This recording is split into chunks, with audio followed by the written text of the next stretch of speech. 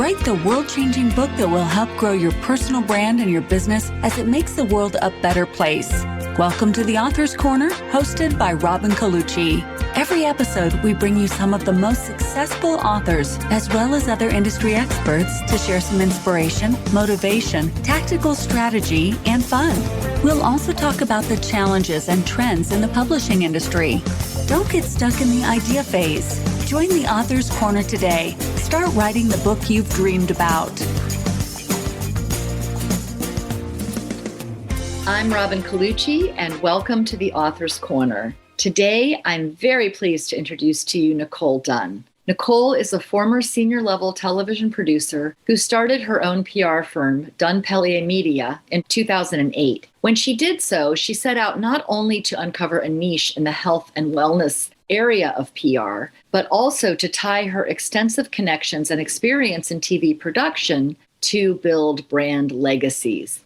Knowing that good PR is all about telling a great story, DPM uses out-of-the-box angles with precise strategy backed by decades of industry experience, along with a great team, to garner impressive media for clients in the health, wellness, fitness, beauty, and lifestyle industries. Her headquarters are located in Los Angeles, but her company serves clients worldwide. It is one of the only PR firms focused on the wellness industry specifically. And I think this is a huge asset for anybody in this particular field who's looking for PR to find a specialist who has all the right connections to help you get your particular message out. I think it's a cool approach that she has there. She also serves as the Los Angeles chair for the Forbes Business Council.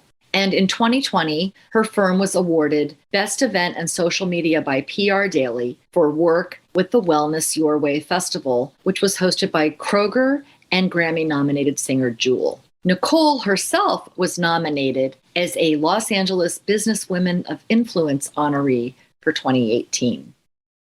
So welcome, Nicole. I'm so happy to have you. Hi, Robin. It's so great to be in the Author's Corner. It's very cozy here. Oh, good. It looks like it is. With a nice cup of tea. And oh, nice. That's my favorite image, just like a cup of tea, a good ginger book. snap cookies, and a comfy chair and a book. I mean, yeah, right? Me too. I definitely hear you on that one because I love a good book. I love having it in my hands. I love reading a book. I don't like reading it online. For me, it just is not the same thing as a good old book. Right? So yep. True. I think a lot of people feel that way. I think we'll see books in print for a long time to come. Yeah, I agree. So, as I was doing a little bit more reading, even though we've known each other for a number of years, we have, which is so cool. But I guess I never heard the story of you making that shift into PR in the early 2000s. Oh, yes. And I'd love for you to tell me more about this origin story, if you will, of what led you away from TV production and to actually become a PR agent yourself.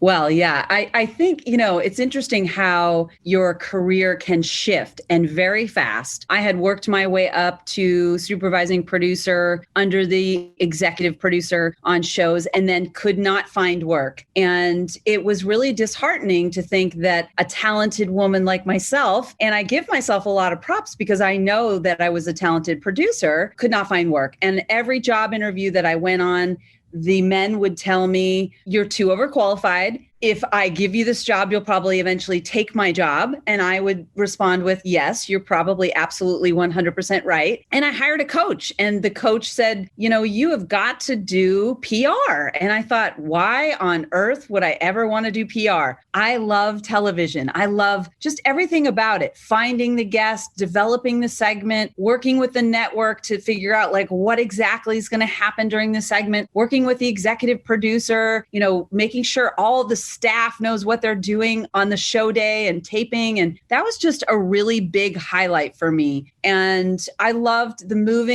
everything moving about television. I just liked the high pace of it. And I just thought this person was crazy telling me that I needed to be in PR.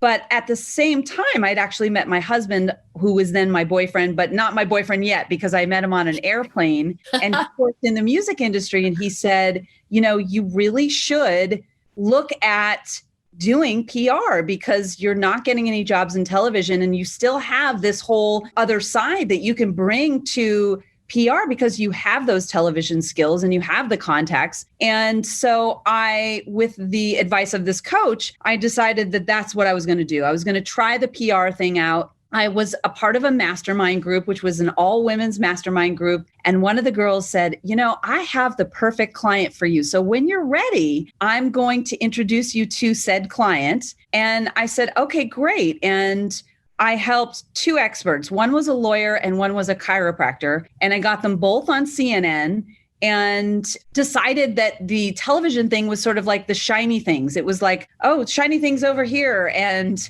wasn't working out. I mean, it really wasn't. And when I started doing the PR for the chiropractor and the lawyer, and getting the lawyer on CNN for a bunch of stuff, I really realized, and the lawyer had several books as well. One of them was called Esteemable Acts. She had a fantastic story behind her, and she just overcame a lot. And that's the thing about PR, is like there always is a story to something. And so I had really good luck with her. We ended up going into Oprah's network and we were pitching her for a television series. They were very interested. We went back and forth. It didn't end up working out, and then I went back to the girl from the mastermind group and I said, okay, I'm ready for like a real paying client. And she said, great. His name is Tony Horton. And I said, oh, well, I don't know who that is. And Tony was, at the time, he had a VHS program with Beachbody that was P90X. And so I went and I met with him,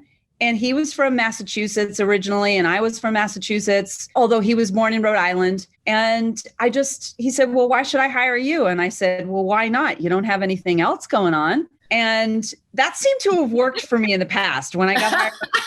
I said that. And well, I got the job. It didn't pay a lot, but I got the job. And I figured out a creative way to actually sell Tony Horton. And, we went to Washington, D.C. We ended up doing the National Press Club. We did an event with them. And that's how we kind of got our start. And that's how I got my start actually booking really serious media like CNN, Bloomberg, publications like that, The Hill. And we really created this whole scenario around him that the military was not fit to fight, that they could barely do push-ups. And here was this guy who was destined to be the next Jack LaLanne. And he was the one who really opened up the path for me to do PR. And actually, he was the one that I wanted to do health, wellness, and lifestyle because of. And I saw those transformations that people had. And I was like, this is awesome. I love this. And, it kind of morphed from fitness into authors. Oh, interesting. And I mean, Tony Horton was, like you said, at that time, not a lot of people had heard of him. No. They'd heard of P90X, maybe, but they didn't necessarily make the connection. And even then, it was still more of a fitness fringe kind of thing. And really, with the work that you did with Tony Horton, really put him on the map. Oh, yeah. I mean, I feel like we did everything. Not only did we do TV segments, we got him book deals. He had HarperCollins and he had another book deal before that. So he did 3 books. And I know at least one was a New York Times bestseller. Yeah.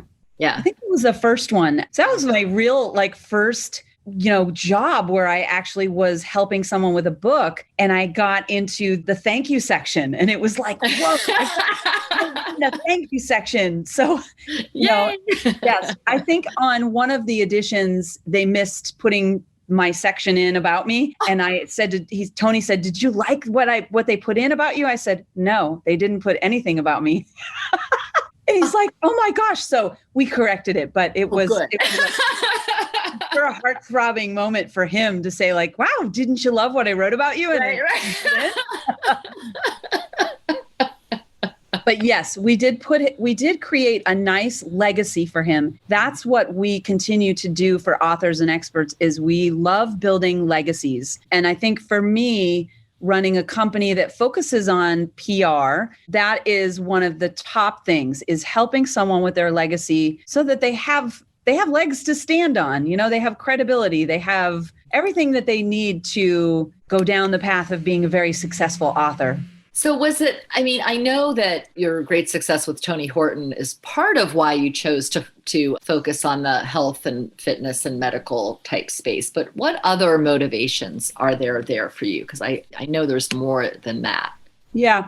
Well, I think my love for media, number one, I love to see someone who's, and I don't say this like as a nobody, but there's somebody that doesn't have any media. It's kind of a drive for me to see what we can come up with, what we can do for them. And my passion really is health and wellness now. I feel like, working in television, I certainly didn't have the time to do anything for myself because you're constantly working and you're constantly, trying to put together stuff for yourself. So, but my passion is, just focusing on health and wellness. And I feel like I just learned so much from television about the time that I didn't have. And so now I know that more Americans are caring about their health, their wellness, and it's important to me. And I know now it's like $1 billion industry and there's a lot to be had. Yeah. And one thing that surprised me, because I guess it's funny because when you look back, you don't always remember. It's kind of like when something's been a certain way for a long time, it's easy to forget that it was ever different. But one of the things that you say in your bio is that there just really wasn't a whole lot of positive reporting around health and fitness. Yeah, in the 2000s. Can you say a little bit more about that and how it's changed? Well, I even think now it's still, there's not a lot of positive stuff around wellness. I mean, what we strive to do is to have nourishing news, and our clients, we want to take their information that's nourishing and fulfill Americans with that nourishing news. I do, like right now, the media cycle is very interesting. We're focused on politics. We're focused on COVID, and people want an escape from that. And I think, back then, let's say 10 years ago, I think people were less concerned about health and wellness. They weren't reading labels. The consumers weren't into it as much as they are today. And I think through COVID, it has actually brought us to an even different place where people they're like, I want to know what's in this. I want to know more about my health. How can I regain my health and happiness? They want more. And obviously the media cycle, there still is 50% focused on wellness and all things happiness. I know a lot of these outlets, they want good, happy news. They don't want to focus on negative. They get plenty of that, I guess. Exactly. without having to deal with PR. Yeah.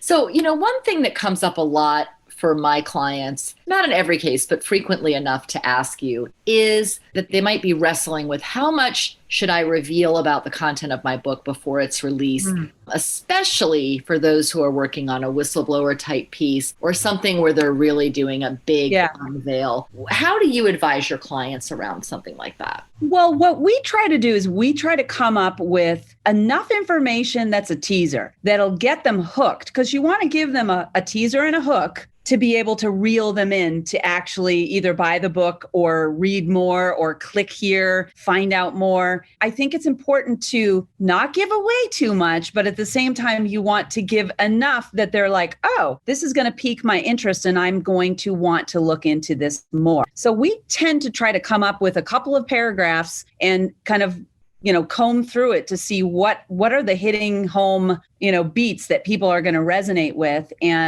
But we don't want to give away too much. I mean, I've seen people give away too much. And if they have a big name, then it helps. I mean, obviously, and they still get PR. But, if you're just starting out, I think, you want to make a name for yourself and build your legacy. So it just gives more fodder for people to say like, hey, I'd like to book this person on Good Morning America, or I'd like to book this person for an article for the LA Times. I mean, I think it really has to resonate. You have to really hone in on the audience and exactly what the messaging is. But yeah, giving away too much, well, then you kind of spoil what the book is. But I think, there's no surprises anymore. Let's have surprises. I mean, there's not even surprises. I know, and it's such babies. It seems like it's such a dance, right? Everybody wants the peekaboo, the big reveal. Yeah. But it's such a dance because if you don't say anything, then nobody knows about anything. And then and then you don't have a chance to build momentum for the idea or momentum for people being interested in you. Correct. So it's like a balance. It's like 22 there. Yeah.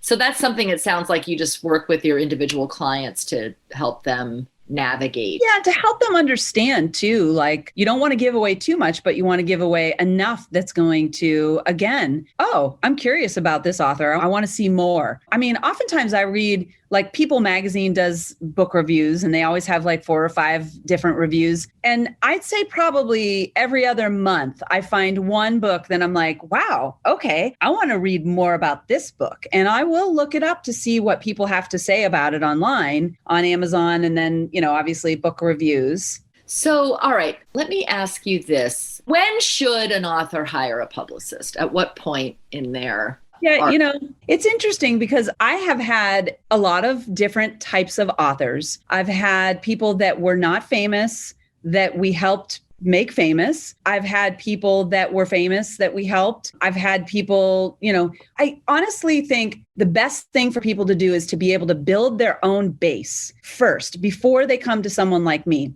I mean, I can build the base for you, but it does take time. And I think you really have to think about even a year before you're going to release your book. Like if no one knows you, you've got to start having people talk about you, or you have to be featured in articles, or you have to have a one sentence about something within your genre and your expertise. I just think it is really hard because there's so many experts and it's a sea of experts and there's a lot of competition. So you have to stand above the competition. I do say that people should do their own PR first so that they know how much time, effort, energy it takes to actually to start to build something as a base for yourself. We always suggest going for newbies to go to HARO, which is Help a Reporter Out. You can go online, you can sign up for reporter queries, and then you can start to build, you start submitting exactly what the reporter is looking for, not everything around it, but exactly what they're looking for. And that way you can start to get some mentions and you start to get a feel for how that feels. And these are everyday things from Shape Magazine to Men's Health to Washington Post to, Sure. So I've had clients, like we do HAROs as well for our clients because the clients don't have time to do it. Right. And they're quick hits. But I do think that people should have a base before they come to me. To answer your question. Yeah. What are some other ways that, like, how would you define having a base? Like, what are some potential elements that would look like where somebody would come to you and be like, yeah, you're ready for us? Yeah, the first things first is like, obviously, when you're setting out on this quest to get yourself PR, you're going to connect with reporters and journalists who are in your genre. I think bad etiquette to like reach out to people that write about crime and yours is about avocados. Right.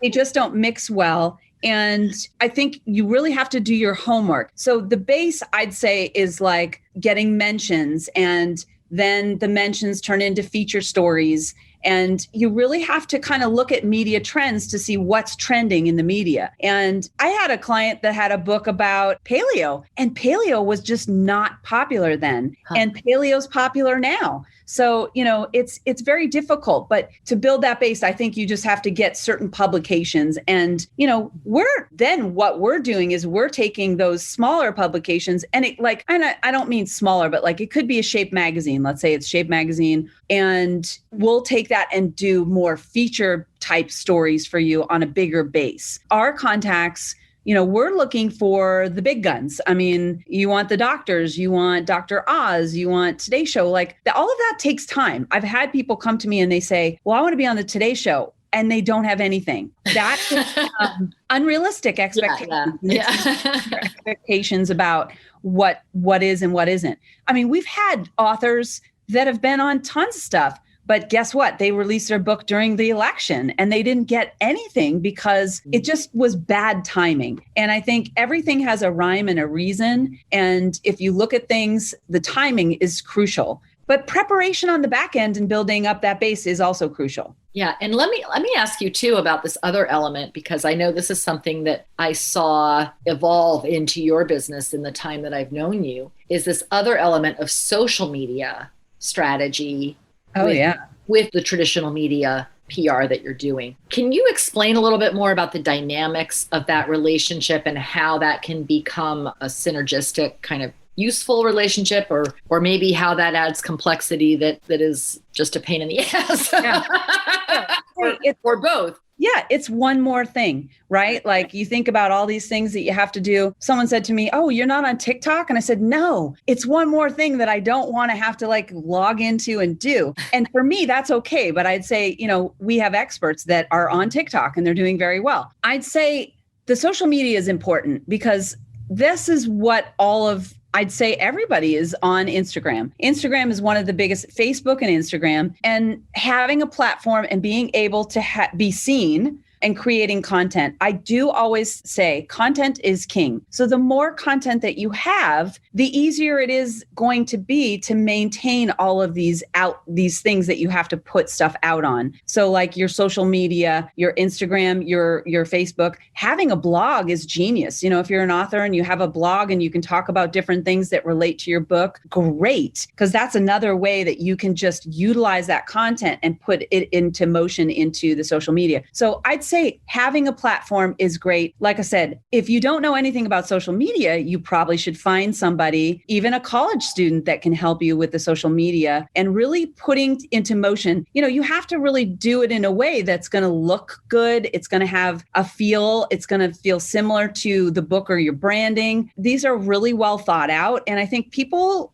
tend to miss on that, where they're like, I don't need the social media. But actually, that's where people get the most attention. I mean, reporters that we know are looking at social media for ideas.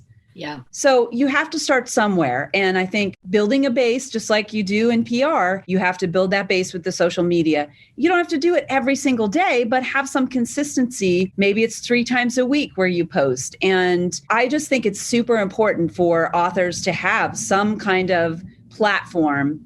I mean, I don't think I've ever met anybody one expert that we recently worked with, and he didn't even have a website, but he had a podcast that was really successful. Yeah. Yes. Yeah. And I mean, for anybody who wants to get an agent and a book deal, like everything you're talking about is really essential. Like you won't get past square one with an agent even. Yeah. Because the platform is what demonstrates your ability to reach people. And you can't sell books if you can't reach people. And, the other thing, too, you also resonate with a community. And that's the thing, is you want to be able to build a community as an expert or an author. To have that community is everything, because those are the people that are going to buy your book. And, you want to start to build community so that then it expands and then you get more book sales. And I think, my dad, he wrote a book and he's like, why isn't anybody buying this book? Well, you don't have any social media, you don't have a website, and you don't have a community. You haven't dived into your community to investigate why someone would even want to have a relationship with you. And that's the thing, is it's all about building relationships, right? Absolutely. Which also reminds me, I came out of journalism, as you probably know, and I still have some friends who are in journalism, and just about every reporter has to have a Twitter account as a part of their job now. Yeah. One thing I'll throw in there is that, you can build a relationship with a reporter on Twitter by simply sending them a message, maybe telling them that if you come across an article that they wrote that you thought they did a really great job. Great way. Reporters get very little positive reinforcement. Yes. Yeah, that's true. I mean, even us reaching out to a reporter and mentioning, gosh, that story that you did on such and such it really resonated with me, means a lot, Yeah, exactly. And will, as long as it's genuine, they will notice. Yeah. And be warmer to your ideas, especially if what you're commenting on is relevant to the story that you complimented. Is also a great. So I'm curious, tell me more about the social media. Like, how do you integrate your social media strategy with your traditional media stragy? Yeah, well, I mean, that all takes dedication and skill. Like I said, back to the. I know there's not a clear, I know it has to be different for the client, but give me an overview of what does that look like? I'd say, like I said, I'm going back to content is king, because let's say you have a book idea and you've plucked out probably 20 ideas that are relevant to the book and relevant to the news media cycle and things that you can talk about. I mean, I think the biggest thing is being able to outline 6 months of a timeline of what your social media plan would be in conjunction with a book. according to the calendar. There's a media calendar. We all have stories, that the media does and covers at certain times during the year. Your topic of expertise might fit into some of those stories. And also, coming up with that timeline, because I think that's the biggest thing is being able to have that content and the timeline to coincide with a book launch or leading up to a book launch or after a book launch. I do think that it's super important in the scope of like I said, everything that goes along with being an author. It isn't just about like, oh, I'm going to release this book. There's so many elements to make it a success. Even successful people have struggled with all of the things that you and I are talking about. It's a lot of work. It is. And I don't think you can be too big. I don't think it's possible to be so big that you don't have to worry about these things. Right. Exactly. I think if you've got a good book, you have good ideas, you have good content, you can also pull from your book, obviously, and from those 10, let's say there are 10 great ideas and pull from that and then, sort of put stuff out that way. I do think you just have to plan. And that's the thing is people think that that's a lot of work, but guess what? It is a lot of work. No? If it were easy, people wouldn't need to hire publicists. They wouldn't have a you either. You know what I'm saying? It's like, you know the market so well, Robin. And I always trust your expertise on that when I'm like, hey, can you give me advice in this area? You always come to the table with really great advice and you have great advice for authors as well. Like you said, it's a lot of work. And I think people are like, whoa, I have to do all that to write a book. I can't just write a book and like put it out. You can if you don't want anyone to buy it. Exactly. Right? Yes. And like one of my agent friends said so wisely, if you write a book and no one reads it, did you really write a book? Oh. Ouch. Yeah. Yeah. Ouch. Ouch. Ouch. That's true. Yeah. Yeah. I think that what you're starting to point towards here, and I think this is definitely worth discussing, is that I think that a lot of aspiring authors, whether they admit it to anyone else or even to themselves, I think that there's a fantasy running in the background. Right? Yes. That somehow I'm going to put out my book, I'm going to throw it up on Amazon, and it's going to catch on somehow. Yeah. And I'm going to sell 100,000 copies or 1 million copies and go retire and live in the Maldives. Right. And so this is not how it happens. No. And a lot of people think that though, Robin. Yeah, I've had people that I've talked to and I'm like, oh, that's the expectation thing. And the reality is like, no. Yeah. And I mean, even people who are multiple New York Times bestsellers over a number of years, nobody gets a pass, right? Like everybody has to still be thinking about how are they going to maximize the visibility of the current book. Right. Right. And how are they going to get the word out and create those hooks and make sure that people are paying attention. Well, not only is it the author doing their work, it's the author hiring people to help them, even gain that visibility, credibility through PR, marketing. And, PR and marketing are different, but we work together with the marketing team. And on many of these book calls with authors and the book publisher, we are working directly with not only their PR department for the book, because they've hired us separately from the PR department from the book, because they have thousands of books that they're promoting at the same time. We're working with the marketing department too. And the marketing department is listening to our ideas from the PR side, and they're making suggestions from the marketing side. And so we're really just working together to make this thing bigger than it really is. And it takes a village. It really does. You brought up a couple things that I think are really worth pointing out and distinguishing here. And one is that there's another kind of false hope, if you will, that like the publisher will be solely responsible for promoting the book. Right. And what you've just described of, yes, the publisher has a PR department, and yes, they participate in helping to promote the book. However, every author I've worked with, many of whom you've worked with, has also hired their own PR firm, and especially the really successful ones, the New York Times bestseller level ones. Yes. And I think, and it's never like, oh, well, I'm doing the PR. No, you're doing the PR.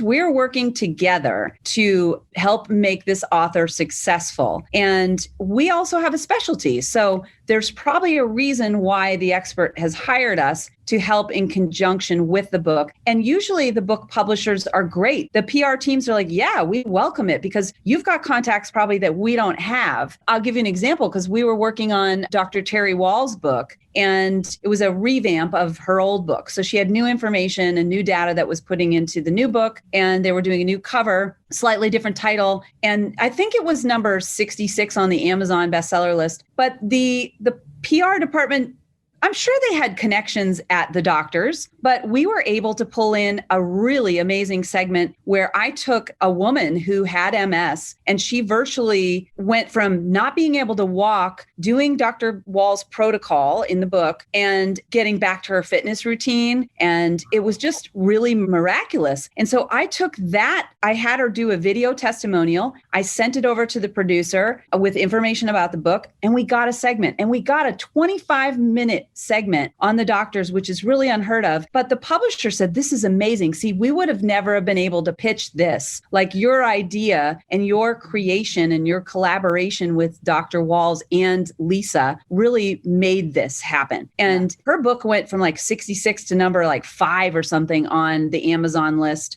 And so I want to clarify, this is on all of Amazon. Yeah. This is not, I just want to clarify that because this is not a category on Amazon. Right. This is all of Amazon, which has over 6 million books on it. Yep.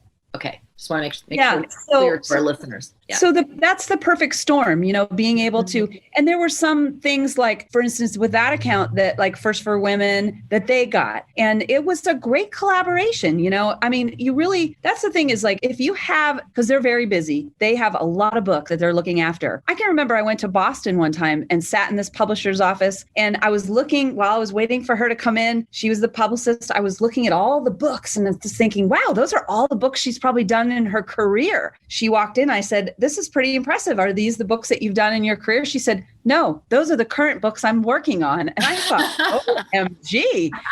And, that was an eye opener for me. That was early on. And I said, wow, okay. That's when I knew for an expert to invest in themselves to do PR was they were doing a service for themselves. Yeah, absolutely. So you said another thing that I think would be worth having more of an explanation, because it sounded like one of those things that I'm thinking, yeah, this might sound obvious to someone like Nicole who works in publicity, maybe not so obvious for our listeners. So you said PR and marketing are different. And I'd like you to explain for our listeners how they're different. Yeah, I mean, for me, what I'm doing, I am helping you expand your reach, your credibility, the awareness of you. So I'm actually putting you or your book in front of people. I'm actually pitching reporters ideas around you, editors, journalists, producers. A marketing team is not doing that. The marketing team is putting together all of the back end work of like, okay, this is the plan. This is how we want to do it. They're doing the online marketing, and they're more concerned with like the ROI and the book sales and that kind of stuff.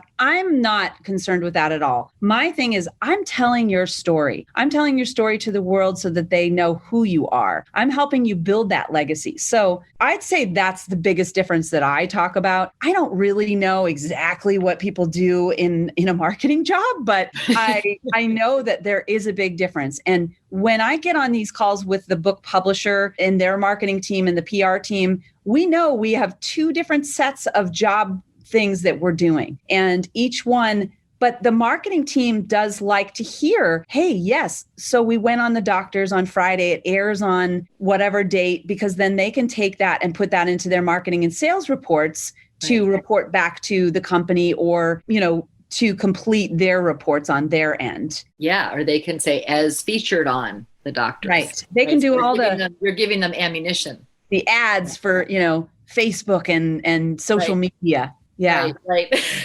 Let's just cover this one last point, because that makes me think of something else. Because I know that since the advent of social media, and especially how it's become such a big force, that a lot of shows are really looking for guests who already have a strong social platform themselves. Can you say a little bit more about that and what you're seeing? Yeah, that's true. I mean, even book publishers, they want to see that you actually have a community that care about what you're saying and what you're doing. I'd say on the whole of like producers, a lot of producers that I know, they will ask me, okay, can I see their social media? I want to look at the type of content that they're putting out there. And they want to look and see who's responding and who's writing, comments below. If they don't see any interaction, then they know that this person doesn't really have an engagement level that could help sell a book. And I think it's important to really see what your engagement levels are when you're doing the social media. And again, that takes a social media pro. I am not one. I do have a social media pro on my team. He could tell you way more about it than I could. But I'd say for the basics of it, like it's super important. They look at that stuff. On the other hand, I remember I had a woman come to me for a book and she had a very large social media following. And she didn't choose us as a PR firm, but I did hear from the publisher afterward that they were really disappointed because she had a large social media following, but didn't sell books. So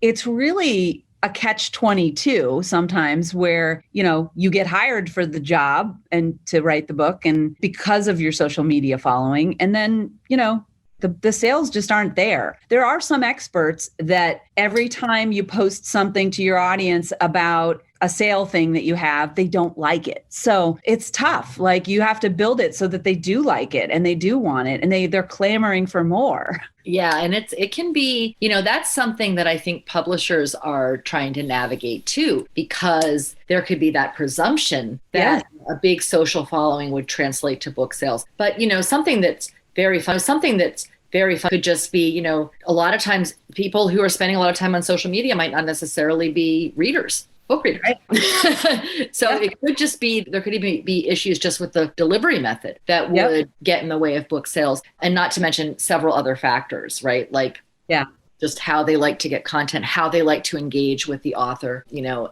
but one thing I haven't really seen a lot of evidence of is social media ads being necessarily effective with book sales. Have you seen anything? Yeah, honestly, I had one guy who he had a big social media following and then he came to me with a title and I said, oh, this is a great title. I got to introduce you to this book agent that I know. And then she said, I love it. Let's do it. And, I honestly just don't know a lot about it, but yeah. But there's nothing like a referral from somebody who's read the book. That is, so the more readers you have, the more referrals you can get. Yeah. And I think, also too, the thing that makes something strong is reviews. I mean, honestly, like when you go on Amazon and you read about something and you read that someone took the time to actually put a review out there about what they read, it's really important because, that's what I think makes a bestseller too, is also like lots of people writing enriching things about your idea and your book. That's what determines me buying a book. I mean, I literally go and read the reviews and they're authentic. They're not fake reviews. They're not like, and it's good to say to your friends, like, read my book and post your review, but be careful. I mean, I think you want to have authenticity and everything. People don't want to be fooled and they don't want to fake things. So I think, you just have to be careful about that. But I definitely think that matters too. There's a lot of things that matter in a book campaign. You can find out a lot about a book by reading a good review. Yep. I mean,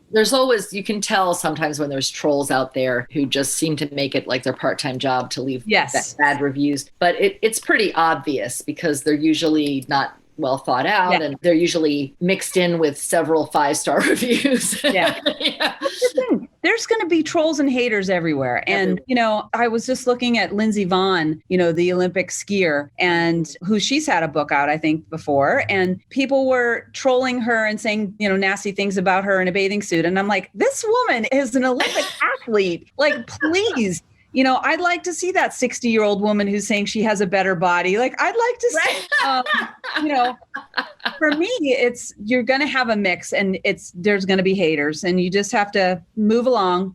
Let's end on that because anytime we put anything out into the universe, especially into the PR universe, there's always, like you said, there's going to be all kinds of reactions. Yep. How do you coach your clients to weather, the good and the bad. Yeah. Well, I would say first off, addressing things right away. I mean, you don't want to wait weeks to address something that's like a big deal. If you got something that came in that's like pretty hefty, I'd say consult with somebody who also does crisis management to come up with a good response. But I feel like even the companies out there that have addressed things right away and have admitted to something or said, this is wrong, we should correct this, we're going to try harder and work better at it. So I would say just thinking twice about when you're putting something out there. I mean, if it's groundbreaking and it's going to shake the media, be prepared to have your rebuttals on why this is so groundbreaking. And it just should be really well thought out. Like, don't ever post something just to post it. I think that's where authors and experts get into trouble, is when they're doing mindless stuff. And, I think your reputation matters, and it's really hard to correct it once you've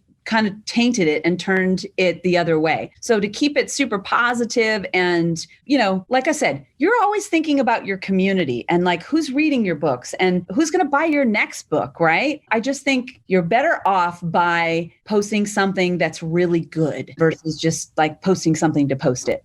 Right. True.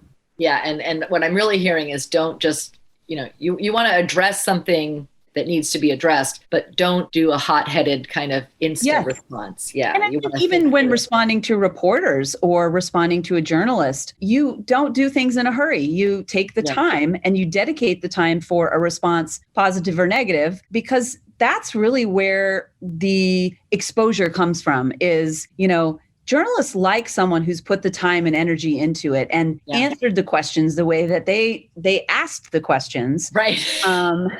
Versus you just answer the question that was asked, not a different question. They'll ask you back. They will ask you back if you give them what they want, because they're looking for stuff for their readers. And honestly, they care about you, but they don't really care about you because they care about wanting to fulfill something for their readers. Absolutely. So true. Well, Nicole, this has been so valuable and so informative. We could talk forever. I know we could. Oh, the Nicole and Robin show. Right. Exactly. Yeah. I think it was like 2011 or something that we met. So it's been a while. Yeah. I'm so happy that we have this relationship that we have, because I feel like I learned so much from you, and I hope you learned stuff from me too. Absolutely. Absolutely. Yes, all the time. So wonderful to have you and to have you as a friend. And thank you for being with us on the Author's Corner. Thank you. Thank you for tuning in to another amazing episode of The Author's Corner. You're one step closer to writing the world-changing book you've dreamed about for years. To access today's show notes and other helpful resources, simply visit our website at theauthorscorner.com. A positive review would be appreciated. Until next time.